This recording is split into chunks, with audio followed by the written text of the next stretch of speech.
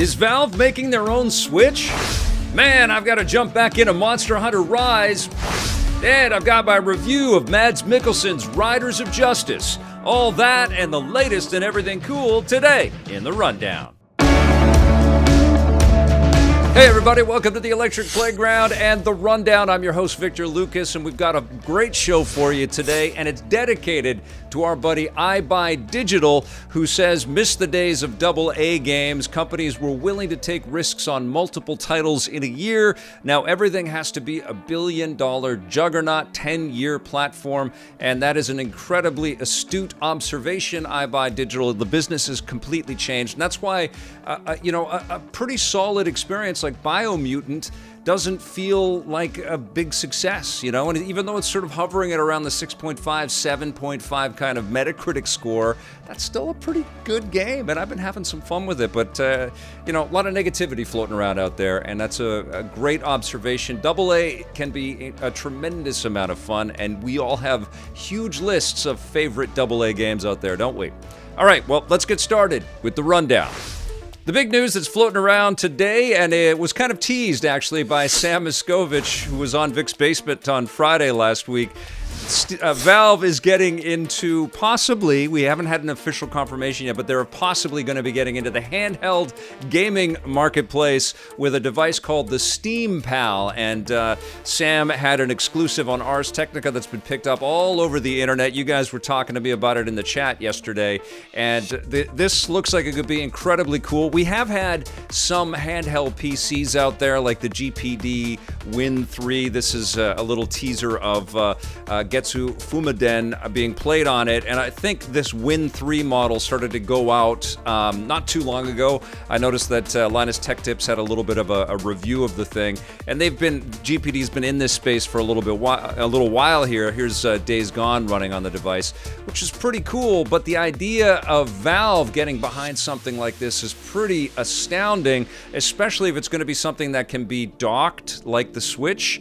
But I think the big question mark is how much is something like that going to cost? Because it's not easy to shrink all of the componentry to make beautiful looking games out there. But if you've got technology like NVIDIA's DLSS tech, which can use a kind of a lighter, lower powered processor, and then through, artificial intelligence and machine learning sort of upconvert everything and make everything look better and run better, perhaps that is possible now. That's what the assumption is going to be for the next Switch, as a matter of fact, whatever the Super Switch or Switch Pro is going to be called.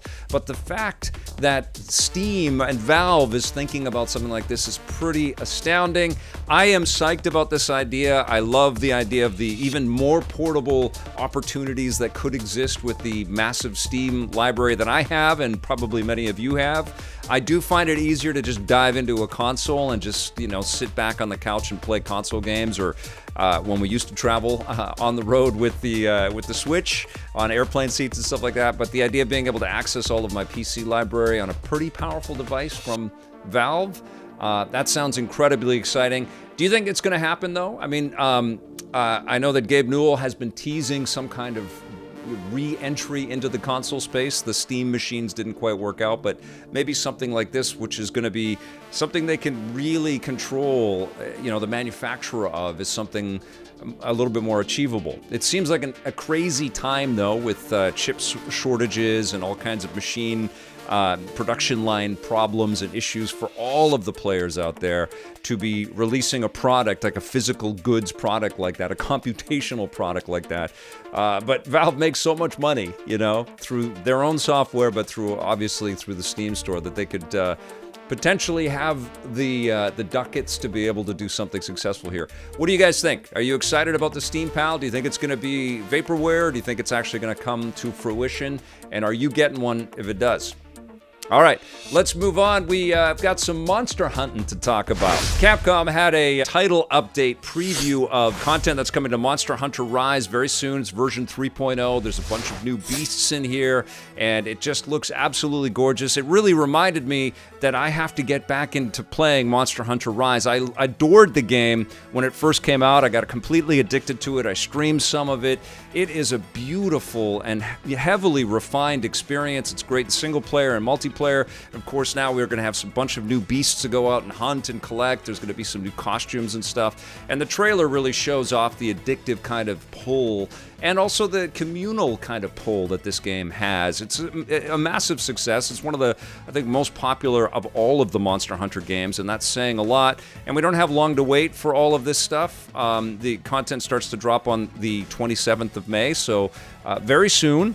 It's going to be here, and it's interesting because they kind of staggered content when they released the game initially. They didn't have all of the stuff ready to rock and roll at launch, but they knew that they were going to have an after launch and an end game kind of content stream. And there's more coming as well, which was kind of interesting. They actually have some dates in the trailer that they talk about. So they've got sort of even more of an extended plan later on. And there's also a demo of the game right now, which is pretty cool. But they're going to have downloadable content, and they're going to have some a Capcom collab they're talking about, which is pretty cool. And that's in July and August. So they've got a long haul for this game. But they also have another Monster Hunter game that's also coming to the Nintendo Switch. It's Monster Hunter Stories 2.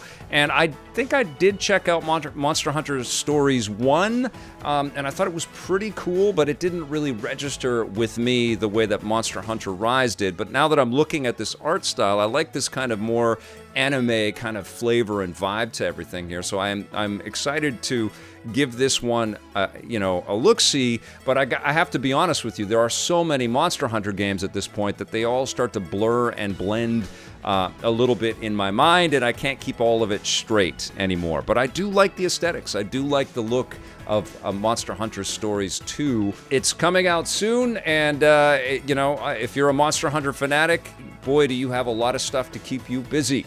But how about that Monster Hunter Rise, huh? What an incredible game and a massively successful launch on Nintendo Switch like that. Beautiful. One of the best of the year so far. Okay, it's not just video games that we like to dig into here on the Rundown. Also got some movie stuff to get into. And first of all, I want to start with my review of Riders of Justice. I watched the Mads Mikkelsen starring Riders of Justice last night, and boy, did I have a good time with this movie.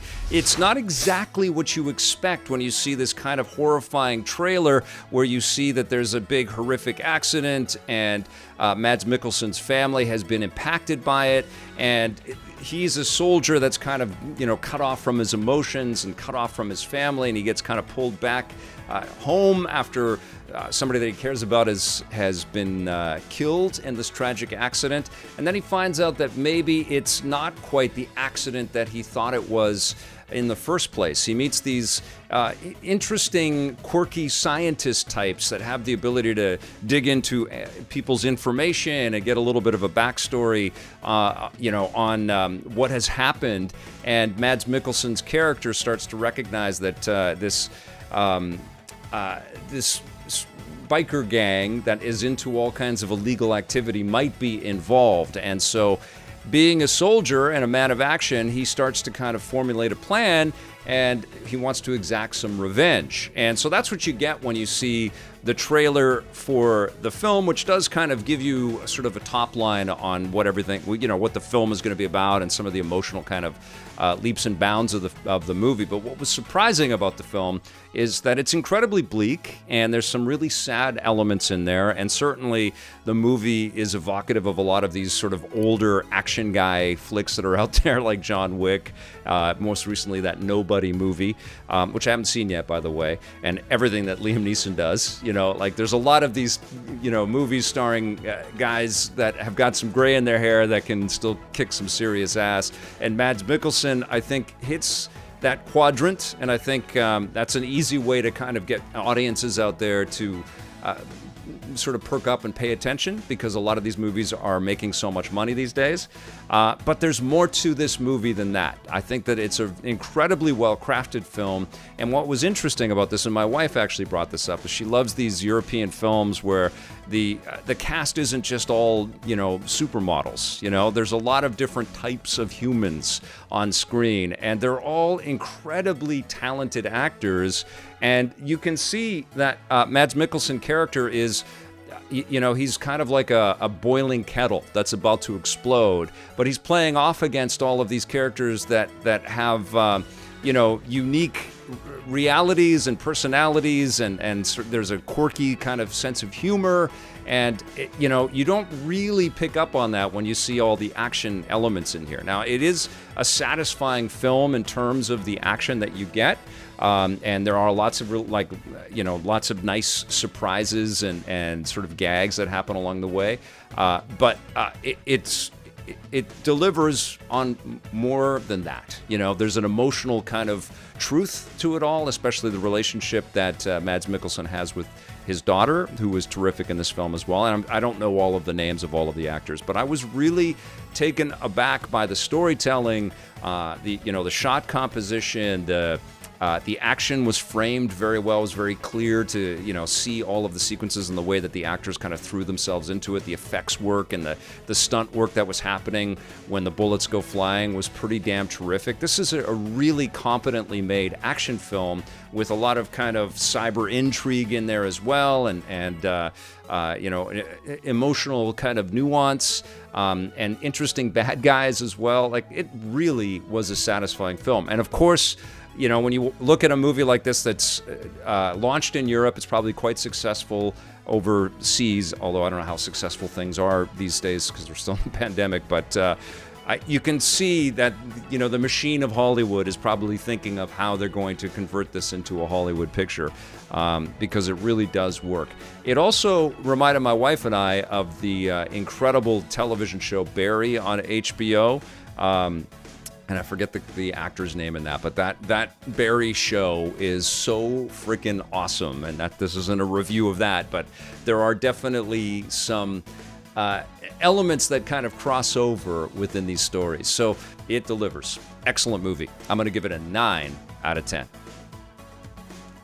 All right, I've got another movie to tell you about, and it's The Tomorrow War. We finally got a little real trailer of what this movie is going to be about. Comes out in July 2nd, just before Independence Day in the States. And the movie is it's another alien invasion film, which I generally gravitate towards. It's horrifying to think, especially in this era, and I tweeted this, like, we're about to see the U.S. government kind of open the books on all of the UFO investigations that they've been doing for a long time, and it might be a way to kind of distract us from something else, but we're about to see a whole bunch of stuff around UFOs. We're starting to see it. It was a big story on 60 Minutes not too long ago, and so Tomorrow War kind of posits the idea of an invasion and these people popping back from the future when the invasion is in full effect and trying to recruit people to help go to the future and save humanity. And so that's a pretty cool high concept idea for a sci-fi picture. And of course, Chris Pratt is the lead, and Yvonne Strahovski is in there, and J.K. Simmons. A lot of great character actors that we've seen in lots of terrific roles and performances in fun movies in the past. Of course, we get Chris Pratt without his shirt off. The guy's been working hard on that. So they have to work it into the plot that he has to take his shirt off, which is crazy. But Pratt can't deliver a line without a wink. The guy is so talented and so innately comedic that there's going to be elements of that, and it sort of personalizes the character and makes him a little bit more interesting. So it's not just an out-and-out rah-rah action movie, although he's a military guy, and he basically says that, yeah, he's a military guy. It's a short story. I like the lines. There's some good quips in there. But what was really fascinating for me was we got a little taste of what kind of a threat we're going to see. We don't just see the devastation and the destruction. I like that shot of falling into a swimming pool. But we get to actually see the alien glimpses, and there's some pretty horrifying little bits in here. I'll jump to a couple of little clips in there, but it certainly doesn't look like the best alien alien apocalypse type film that we've seen before, but it does look like it's going to be fun, and there's going to be some interesting new color and some new ideas put into this thing, and the visual effects that filmmakers have to play with these days. Everybody's so competent and so adept at creating incredible visuals for us that I'm sure we're going to be shocked by some of the stuff. You can see some of the aliens. They kind of evoke the Ridley Scott type aliens, which is cool, which is fine. But there is this one particular shot, and I don't know if I've got the little clip from it, where we get to see just hordes. Yeah, there it is, where there's just tons and tons of them climbing over everything and just ripping things apart. I'm in. It's that shot. That shot right there has got me excited for the Tomorrow War. We don't have long to wait. It's going to be available on Amazon Prime Video. This is another one of the big deals that Amazon did with Paramount Pictures. But, of course, just as we were discussing a couple days ago on the rundown, Amazon has now purchased MGM, and so they're in charge of the Pink Panther franchise, the Rocky franchise, Silence of the Lambs, and lots of really big movies. But, of course, the biggest one is that they're co-owners in James Bond. So Amazon now is the home of James Bond, which is nuts. And I'm sure there's some approvals and some things that have to come together, but this consolidation of all of these media empires continues. Speaking of which, we got some news from Xbox today that they've got a huge presser coming on June 13th with Bethesda Games, which is kind of interesting. They're going to show off a whole bunch of the first-party stuff that they've got in the pipeline, which now includes all of the Bethesda software. We don't have long to wait. I actually went onto the E3 media site and registered today, so who knows what's in store for us between that and Summer Game Fest and whatever any of these individual companies have got lined up for their own video press conferences and stuff. We're going to be seeing a whole bunch of games coming soon, but we're also getting some free games if you've got subscriptions. And Xbox Games with Gold has got their June releases announced today. They put out a blog post on Xbox Wire, but they also made a nice handy-dandy little video. They've got the King's Bird. They've got Shadows. I've missed the title on that one. I don't know every single one of these games here. There's the S&K Battle Coliseum, and of course Injustice. Shadows Awakening, I've never heard of that. Neo Geo Battle Coliseum. Looks like it could be pretty cool. But Injustice, I think, even though it's old, it's been around for a long time, and Injustice 2 completely eclipsed it. It's still pretty cool that it's, available for Xbox players out there. If they've never jumped in and fought with some of the DC superheroes, are going to dig it. This sort of jumping around game, I can't even remember what that one's called. That looked like it was, the bird game. Looks like it's pretty cool. And this one's got a Diablo kind of aesthetic to it, this Shadows Awakening. This could be all right as well. It's interesting, though, like when you compare and contrast a lot of the choices that Xbox puts into their games with gold, it doesn't feel like they quite stack up to what PlayStation has got. We're going to get into the PlayStation stuff here in a second. Never played this Neo Geo Battle Coliseum, but it looks like it brings together a bunch of classic Neo Geo characters, which is fine, kind of Smash-like. But Injustice, I think, is the big one for Xbox players next month. And I would like to play this again, actually. But what I would really like to do is play Injustice 2 again. I never streamed Injustice 2, and holy crap, is that an incredible game. And then next year it's going to be a movie, which is really cool. But over on the PlayStation side, they also had some announcements as well. They've got some June games for PlayStation Plus subscribers. They've got Operation Tango, Star Wars Squadrons, and Virtua Fighter 5 Ultimate Showdown. I think I got all of those titles correct, but Star Wars Squadrons, clearly the winner for me. I freaking adore this game. I love that the PlayStation players are going to be able to jump in and, if they've got the subscription, they're going to be able to jump in and play this. Of course, if you've got Xbox Game Pass, you get Star Wars Squadrons as part of EA Play. So Xbox players have been able to dive in for a little while. This game is just phenomenal. It's just jump in and play and get into incredible dogfights with beautiful aesthetics. Virtua Fighter 5 Ultimate Showdown is the PlayStation 4 upgrade to Virtua Fighter 5, which I feel we've been talking about for about 10 years. I don't even know when the first Virtua Fighter 5 came out. I'm a big Virtua Fighter fan, though, and it'll be cool to download this and experience this again. Be cool to get a Virtua Fighter 6, but, Sega's busy making lots of Yakuza games and things like that right now, which is pretty crazy. And then Operation Tango is a Canadian-made game that I don't know anything about. I don't know how this game plays. I guess we'll know soon because it's going to be on PS Plus in June. But it's got a hacking and kind of spy mechanic, which makes me think back to the old Splinter Cell multiplayer days, which could be really cool. But I don't know. I mean, this trailer is very ambiguous. You don't really get a sense of what the actual gameplay is. You don't see characters running around on screen. It's almost like a puzzle game or something like that. But we'll find out soon. That's Operation Tango. So there you go. If you've got PS Plus, you've got some cool games to look forward to. And if you've got Xbox Live Gold, you've got some cool games to look forward to.